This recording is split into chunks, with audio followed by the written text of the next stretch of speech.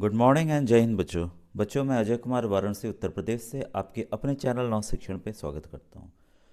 बच्चों देखिए, कई बार मैंने आपको बताया भी है और समझाया भी है कि बच्चों जो आप श्रेष्ठा और यशस्वी की तैयारी कर रहे हैं दोनों के पैटर्न बच्चों सेम है। ठीक है, और मैंने उसका सिलेबस भी अलग अलग बताया हुआ है, और जिन बच्चों ने अगर व्हाट्सएप ग्रुप नहीं ज्वाइन किया हुआ है डिस्क्रिप्शन में लिंक है, व्हाट्सएप ग्रुप ज्वाइन कर लेंगे। कुछ अभी मैंने एक वीडियो डाला था कि बहुपद का गुणा कैसे करें या जोड़ या घटाना कैसे करें। देखिए बच्चों, अभी मैं कई बच्चे बोले सर यशस्वी का वीडियो, कमेंट किया उन्होंने कि सर यशस्वी का वीडियो बनाए। बच्चों ये यशस्वी के ही वीडियोस हैं।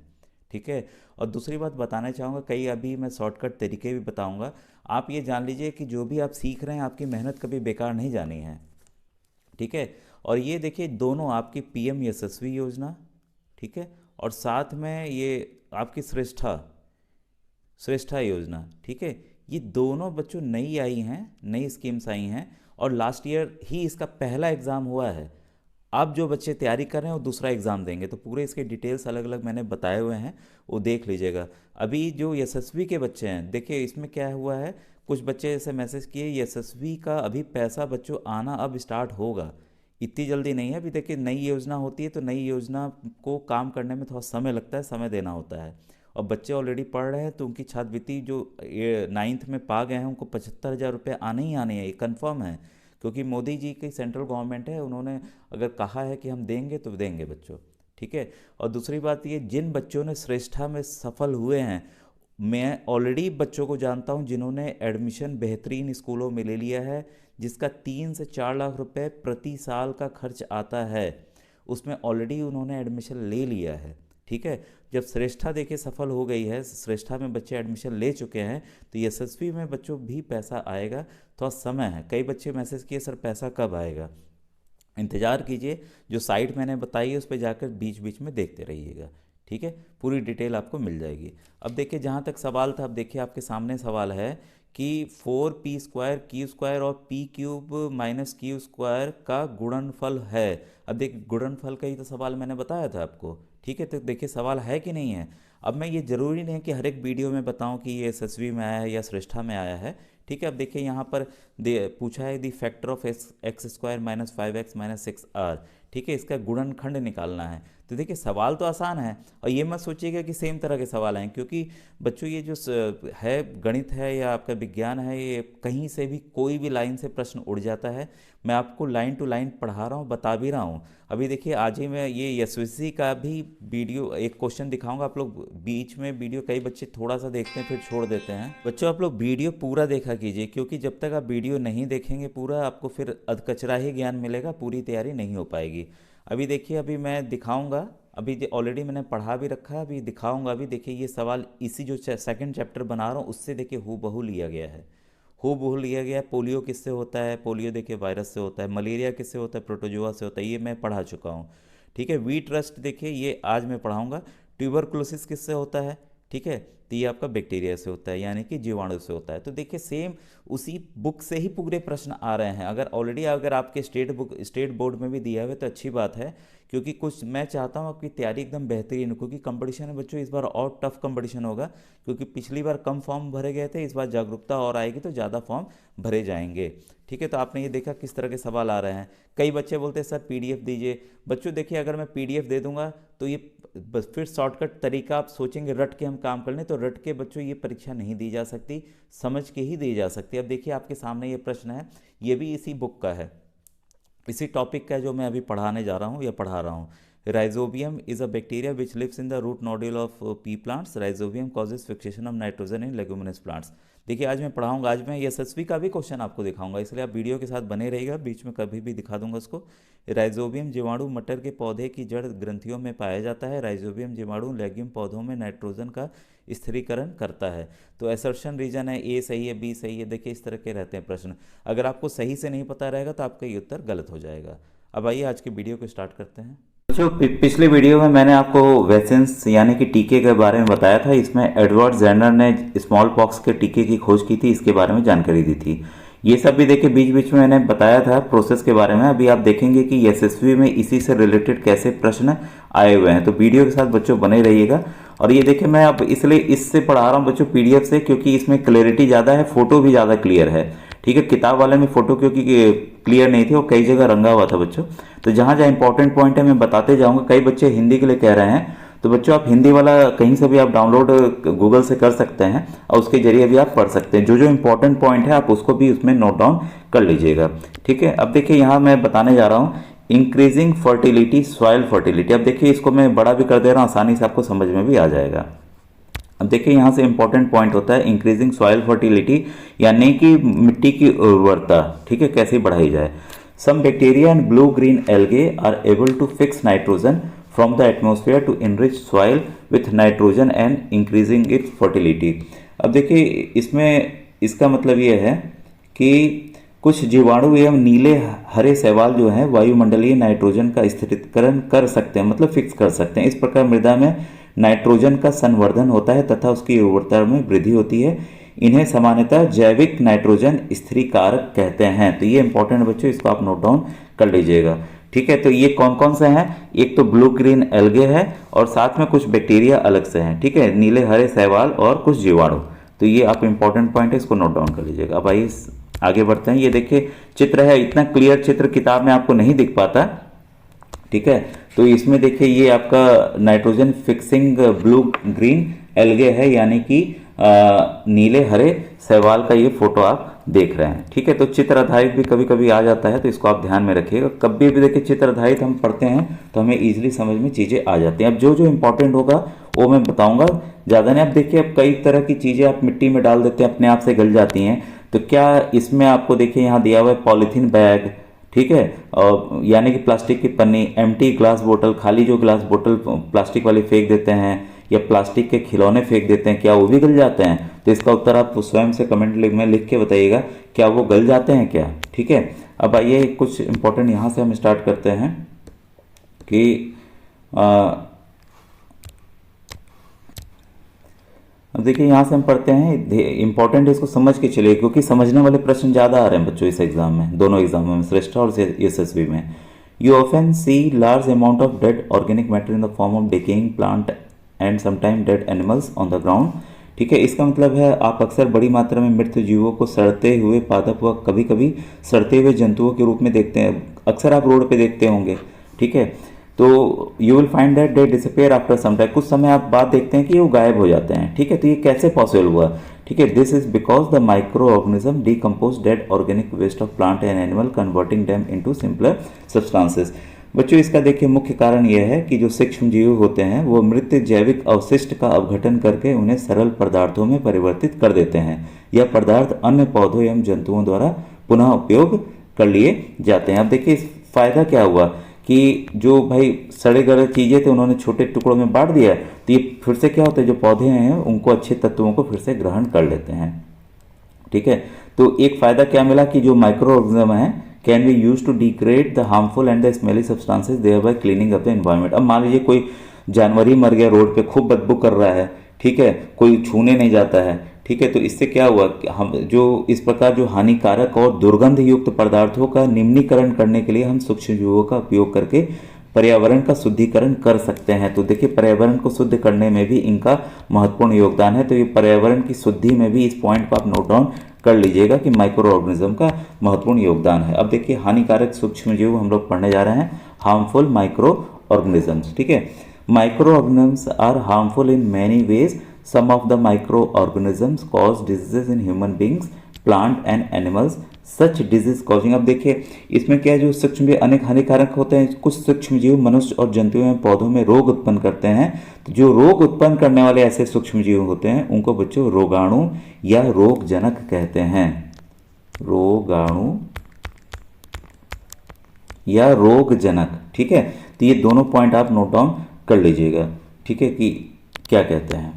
ठीक है, अब देखिए इस पेज पे हम लोग इनको इंग्लिश में कहें तो इनको पैथोजेंस कहते हैं। मैं बार बार कहता हूँ आप लोग से कि अंग्रेजी हिंदी दोनों, अगर हिंदी मीडियम से हैं तो आप अंग्रेजी जरूर तैयार कीजिए बच्चों। ठीक है, some microorganism spoil food clothing and leather, कुछ लेकिन हमारे खाने को, हमारे कपड़ों को, लेदर मतलब कि जो चमड़ा होता है उसको नुकसान पहुँचाते हैं। ठीक है, तो अब देखिए हम पढ़ने जा रहे हैं diseases causing micro organisms in humans. मनुष्य में रोग कारक सूक्ष्मजीव कौन कौन से हैं और कैसे बीमारी फैलाता है, ये इसको समझें। ठीक है, अब देखिए यहाँ पर इम्पोर्टेंट जो है ये है, देखिए pathogen enter our body through the air we breathe.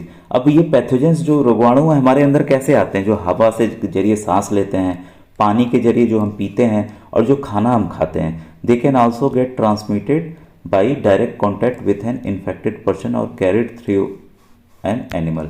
अब किसी व्यक्ति को बीमारी हुई है, अगर उसके हम कांटेक्ट में आते हैं तो तब भी हमें हो सकती है। ठीक है, और साथ ही साथ जानवर के जरिए भी हो सकती है। अब देखिए microbial diseases that can spread from an infected person to a healthy person through air, water, food और physical contact are called communicable diseases. काफ़ी इंपॉर्टेंट है बच्चों, ये वेरी इंपॉर्टेंट है। ये इसी से ही देखिए असर्शन रीजन के प्रश्न बनते हैं कि आखिर संचरणीय रोग किसे कहते हैं। सिंपल सी बात है, सूक्ष्म जीवों द्वारा होने वाले ऐसे रोग जो एक संक्रमित व्यक्ति से स्वस्थ व्यक्ति में वायु, जल, भोजन अथवा कायिक संपर्क द्वारा फैलते हैं। मतलब फिजिकल कांटेक्ट आप छू देंगे उनको, उनके द्वारा फैलते हैं, उनके तौलिए को इस्तेमाल कर लेंगे, तब उसी को संचरणीय रोग कहते हैं। संचरणीय रोग। ठीक है, तो इसको आपने नोट डाउन कर लिया होगा। अब ये इंपॉर्टेंट है इसमें क्या क्या कि इसमें कौन कौन सी बीमारियां, एग्जाम्पल है, इससे अलग नहीं आएगा। कोरोना आप इसमें अलग से ऐड हमेशा रखिएगा। ठीक है, कॉलेरा हो गया। ठीक है, कॉलेरा यानी कि आपका हैजा। कॉमन कोल्ड हो गया यानी कि सर्दी। ठीक है, और आपका चिकन पॉक्स हो गया। चिकन पॉक्स आप जानते ही हैं, जो छोटा मातेदाई जिसको कहते हैं। ट्यूबरकुलोसिस यानी कि क्षय रोग। ठीक है, तो क्षय रोग ये नोट डाउन कर लीजिएगा। तो ये इसमें शामिल हैं कम्युनिकेबल डिजीज में, यानी कि संचरणीय रोग में। ठीक है बच्चों, अब देखिए आगे बढ़ते हैं, ये सब इंपॉर्टेंट है काफ़ी। When a person suffering from common cold sneezes, जब भी कोई कॉमन सर्दी खांसी होती है भाई, छींक तो आती ही आती है, तो fine droplets of moisture carrying thousands of bacteria are spread in the air. तो बच्चों जो वायरस है, जो विषाणु के जो ये पोर्स होते हैं, स्पोर्स होते हैं, उस ड्रॉपलेट जो हम छींकते हैं उसके हजारों की संख्या में हवा में फैल जाते हैं। ठीक है, द वायरस में enter the body of a healthy person while breathing. देखिए इसमें क्या है कि सूक्ष्म जीवों जो हजारों रोग कारण विषाणु में है, वायु में आ जाते हैं छींकने की वजह से। यह वायरस श्वास के साथ ली जाने वाली वायु के साथ शरीर में प्रवेश कर जाते हैं। तो ये इसके पीछे कारण है कि कैसे ये प्रवेश करते हैं, दूसरे को इन्फेक्ट करते हैं। अब देखिए then how do we prevent the spread of communicable disease. तो आखिर इस संचरणीय रोगों का फैलाव ना हो, इसके लिए हम क्या करें। ठीक है, अब देखिए सिंपल का तरीका है कि हमें क्या करना चाहिए, हमें छींकते समय मुंह पर एवं नाक पर एक रुमाल रख लेना चाहिए। इससे क्या होगा, वायरस फैलेंगे नहीं। ठीक है, सिंपल सा था ये। ठीक है, तो ये एक महत्वपूर्ण बचाव है, किसी के भाई वो जूठे बर्तन या रुमाल या जूठा ना खाएं। ठीक है, ये सब भी चीज़ें हैं। अब देखिए ये इंपॉर्टेंट एक और पॉइंट है कि किसे हम रोग वाहक कहते हैं। रोग वाहक, रोग आप लिख ही लेंगे, वाहक है ये बच्चों, रोग वाहक। ठीक है, तो इसको समझ के रखिए, काफ़ी इंपॉर्टेंट, इससे भी प्रश्न आते हैं। There are some insects and animal which act as carriers of disease causing microbes.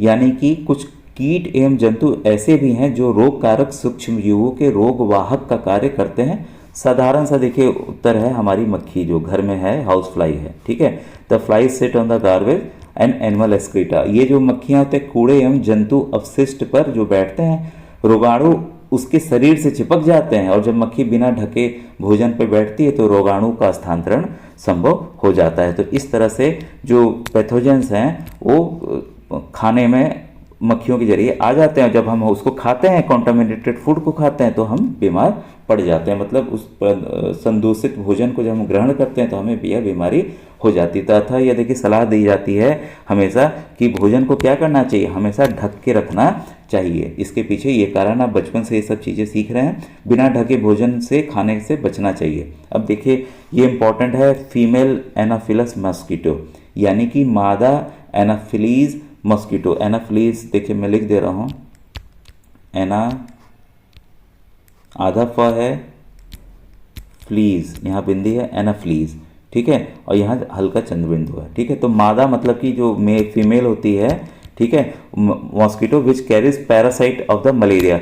ये क्या करती है, मादा एनाफिलस मॉस्किटो क्या करती है कि जो पैरासाइट है, जो कीड़ा है इसका मलेरिया का, उसको जो कॉजेज करता है प्रोटोजोआ को, उसको अपने अंदर लेके चलती है। ठीक है, उसका कैरियर का काम करती है। तो और जो मादा प्लाज्मोडियम है मलेरिया परजीवी का जो है वो वाहक है। ठीक है, तो इसको आपने समझ लिया होगा। और मादा एडिस मच्छर जो है वो डेंगू के वायरस का वाहक है। ये अलग पॉइंट है एकदम, इसको नोट कर लिया कौन किसका किसका वाहक है, ध्यान दीजिएगा। फीमेल एनाफिलस मॉस्किटो, एनाफिलस को मैं लिख दे रहा हूँ, अच्छा लिखा हूँ उसको ऑलरेडी, ये इसको कर दे रहा हूँ, ये मादा, ये एडिस वाले को ले देता हूँ, एडिस। ठीक है, ये एडिस जो मच्छर है मादा, ये भी ध्यान दीजिएगा मादा, नर नहीं, मादा। ठीक है, मादा जो मच्छर है वो डेंगू जो बीमारी होती है, आप जानते हैं डेंगू फैला भी हुआ था भी कुछ दिन पहले। ठीक है, डेंगू जो है उसके वायरस को, या एक और आपको चीज़ पता चल गई, जो डेंगू है वो वायरस या यानी कि विषाणु से होता है। तो ये भी आप नोट डाउन कर लीजिएगा, वायरस के कारण होता है। ठीक है, तो इसका वाहक कौन है, फीमेल एडिस मॉस्किटो है। और एनाफिलस जो मॉस्किटो है मादा वाली, वो मलेरिया को ले जाती है। ठीक है, तो दोनों चीज़ें क्लियर हो गई। और एक और चीज़ आपको बता दें, ये मलेरिया जो है प्रोटोजोआ के कारण होता है, और आपका जो डेंगू है वो आपका वायरस के कारण होता है। अभी देखिए सवाल मैंने दिखाया था आपको, मुझे याद आ रहा है, नहीं होगा तो ये एसएसवी वाले में शायद आया हुआ है। ठीक है, ये देखिए उसके मादा मच्छर की फ़ोटो भी है। ठीक है, अब देखिए मैडम हमेशा कहते रहती हैं, स्कूल में आपको भी कहा जाता होगा कि पानी कहीं पे भी खट्टा ना होने दे, क्योंकि पानी में क्या फैलेंगे भाई, मच्छर पनपेंगे बीमारी वाले। ठीक है, तो इसका हमें ध्यान रखना है, इसका बस आप ध्यान रखिएगा कि मच्छर ना फैलें। तो यही इसमें इंपॉर्टेंट पॉइंट दिया हुआ था बच्चों। ठीक है बच्चों, ये देखिए आपके सामने टेबल है, इससे प्रश्न बनते ही बनते हैं। ये देखिए ट्यूबरक्लोसिस किसकी वजह से होता है, बैक्टीरिया।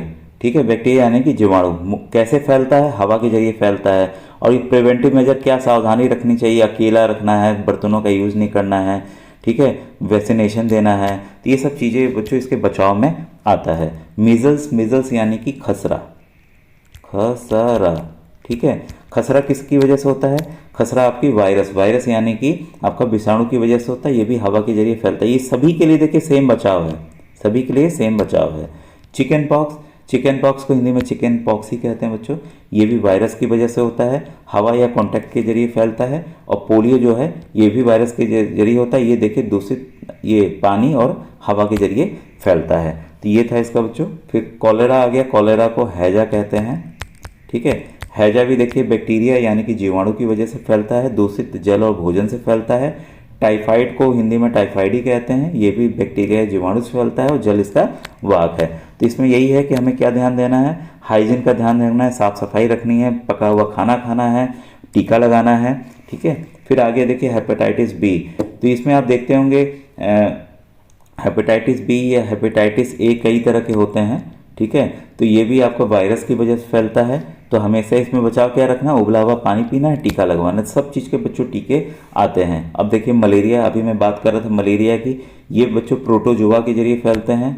ठीक है, मैं कई बार बता रहा हूँ, आपने नोट कर लिया हो, जिन बच्चों को दिक्कत हो रही है मैं नोट कर दे रहा हूँ। प्रोटोजोआ की वजह से फैलते हैं और वाहक कौन है, मच्छर इसको फैलाता है। ठीक है, तो क्या करना है, हमें मच्छरदानी का यूज करना है, ऑल आउट वगैरह लगाते होंगे, चलाते होंगे, तो उसका हमें इस्तेमाल करना है। ठीक है बच्चों, अब देखिए अभी नेक्स्ट वीडियो काफ़ी इंपॉर्टेंट है, जिसमें हम रोबोट कॉच के बारे में पढ़ेंगे, जिन्होंने डिस्कवर किया था कई चीज़ें। तो अभी देखिए, अभी आने वाले आप देखेंगे एसएसवी का प्रश्न मैं दिखाने जा रहा हूँ कि कैसे प्रश्न आए हुए हैं उसमें। बच्चों ये देखिए, ये एसएसवी का प्रश्न मैं आपको दिखा रहा हूँ। अब देखिए इसी से ही अभी मैंने जस्ट आपको रॉबर्ट कॉच के बारे में बताया था। ठीक है, तो आप देख रहे होंगे कि इसका उत्तर क्या है। मैं इसका उत्तर नहीं बताऊंगा, इसका उत्तर आपको भेजना होगा। ठीक है, इसको उत्तर आपको ही भेजना होगा, तो इसमें मिलान करके भेजना है। तो आप बताइएगा कि इसका सही उत्तर किसका, मतलब ए का किससे मिलाना है बताइएगा। लुईस पैस्चर के बारे में मैंने बताया हुआ है आपको ऑलरेडी, अलेक्जेंडर फ्लेमिंग के बारे में बता दिया है। ठीक है, रॉबर्ट कॉच का भी जस्ट बताया है। ठीक है, तो आप बताइएगा किसका किससे सुमेल हो रहा है बच्चों। ठीक है, आप कमेंट सेक्शन में लिखिएगा, तब लगेगा कि आप ध्यान दे रहे हैं जो मैं वीडियोस में बता रहा हूँ, नहीं तो बच्चों मेरे पढ़ाने का कोई फ़ायदा नहीं होगा। अभी देखिए जस्ट मैंने पढ़ा है, ये भी एसएसवी का ही क्वेश्चन है, इसका भी उत्तर आप बताइएगा। पहला देखिए स्टेटमेंट है, सूती और ऊनी वस्त्र जैव अनिम्नीकरणीय पदार्थ हैं। ठीक है, cotton and woollen clothes are non biodegradable, क्या ये सही है बताइएगा। ठीक है, स्टेटमेंट 2 है, दूसरा कथन है कि टिन, एल्युमिनियम, अन्य धातुओं के डिब्बे जैव अनिर्वहनीय पदार्थ हैं, नॉन बायोडिग्रेडेबल मटेरियल्स हैं। तो आप ये बताइए कि इसका उत्तर कौन सा सही होना चाहिए। ठीक है बच्चों, अब हम लोग मिलेंगे नेक्स्ट वीडियो में। Thank you.